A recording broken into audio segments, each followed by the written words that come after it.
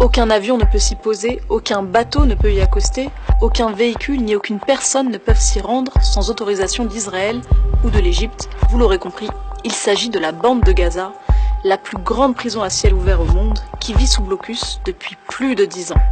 Et ce, dans l'indifférence générale. Mais alors, qu'est-ce que ça signifie concrètement pour les Palestiniens de vivre sous blocus? Et pourquoi est-ce que c'est l'une des pires injustices de notre époque? Alors avant de développer, il faut d'abord rappeler ce que c'est que la bande de Gaza. C'est le plus petit des territoires occupés palestiniens, une toute petite enclave qui fait 3 fois Paris où vivent près de 2 millions d'habitants. Et depuis 2007, c'est Israël qui décide de la liberté de circulation des Gazaouis. Tous les habitants de l'enclave, y compris les malades en traitement, les hommes et les femmes d'affaires, les personnes âgées, les pèlerins chrétiens ou musulmans qui veulent aller prier à Jérusalem, toutes et tous doivent demander l'autorisation de circuler à Israël. Et c'est la même chose côté égyptien, le seul autre pays qui partage une frontière avec Gaza, où le blocus s'est intensifié depuis la prise de pouvoir d'Abdel Fattah el-Sisi. Mais alors, en quoi consiste exactement ce blocus? Eh bien, en plus de contrôler les entrées et les sorties des hommes et des femmes, Israël décide également des produits qui ont le droit d'être importés par la bande de Gaza. Et si aucune liste officielle n'a jamais été publiée, on sait que pendant des années, les produits comme le café, le chocolat, la coriandre ou encore les chips n'avaient pas le droit d'entrer à Gaza,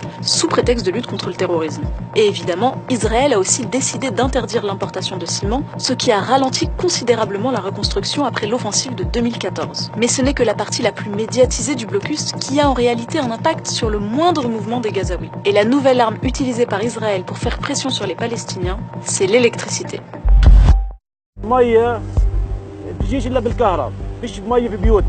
الحياة بالنسبة لكل شيء مش حاجة المصانع كل شيء كله اتدمر. كل الكرة الأرضية عبارة عن قرية صغيرة، كل الناس متواصلة مع بعض، شبكة واحدة. لما أنت ما يكون في كهرباء أنت منعزل تماما. Un enfant de 11 ans qui vit à Gaza n'a par exemple jamais connu ne serait-ce qu'une seule journée avec 12 heures d'électricité. Puisque c'est Israël qui décide ce qui entre et ce qui sort, c'est aussi Israël qui fournit la bande de Gaza en électricité, et les Gazaouis ont droit en général à 8 heures d'électricité par jour, sauf quand l'occupant décide de réduire la fourniture à 2 ou 4 heures. Et les conséquences du manque d'électricité sont connues, sur les hôpitaux qui ne peuvent plus fonctionner, sur les usines de désalinisation de l'eau qui ne peuvent plus fournir d'eau potable. Conséquence, 95% de l'eau courante n'est pas potable dans la bande de Gaza. Et concernant les entreprises, sans électricité, elles sont obligées de cesser leur activité. Aujourd'hui, la bande de Gaza a le taux de chômage le plus élevé au monde. 44% de la population active et 60% des jeunes y sont sans emploi. Mais ce n'est pas tout. Israël a également délimité des zones interdites à l'intérieur de la bande de Gaza, ce qu'on appelle les zones tampons. Pour le secteur agricole, ce sont des zones qui sont tout simplement interdites aux Gazaouis et où les soldats israéliens n'hésitent pas à tuer les agriculteurs qui les franchissent. Ces zones tampons auraient réduit les terres agricoles de Gaza d'au moins 30%.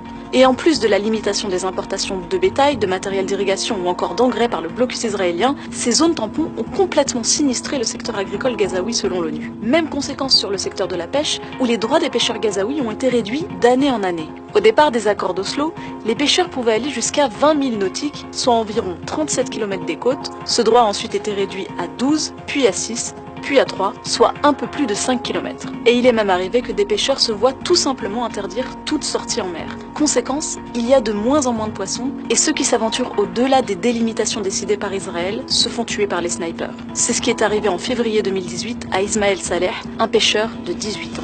Et le constat est alarmant. 80% de la population de la bande de Gaza dépend aujourd'hui d'une aide internationale et 61% de cette population souffre d'insécurité alimentaire. Et là où le problème s'aggrave, c'est qu'en plus d'accentuer les besoins d'aide humanitaire, Israël limite la capacité des agences à délivrer cette aide humanitaire.